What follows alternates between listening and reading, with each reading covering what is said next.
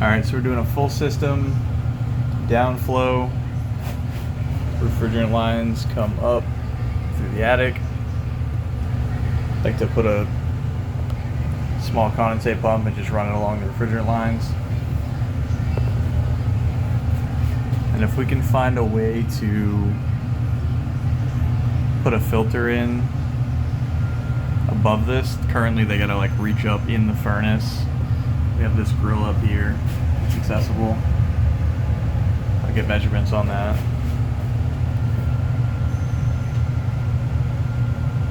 AC is on a 240, breakers in the kitchen, and then outdoor units in the backyard.